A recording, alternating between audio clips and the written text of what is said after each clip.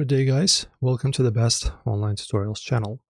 So in this one we're discussing how to fix the are you a human in Discord. So firstly we need to clear your digital trail. To do this on PC, just disable all browser extensions, especially ad blockers or VPNs. That's if you're on the browser. Then on mobile, just close Discord, go to app settings and hit clear cache. Popular way to fix a lot of issues with any app. Also, make sure to try and switch your connection. So if you're on Wi-Fi, jump to 5G or vice versa.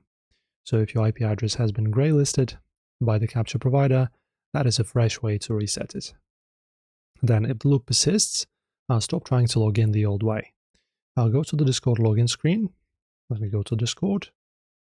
And you can, instead of logging in normally, you can just press on login. And for example, you can just use this QR code here.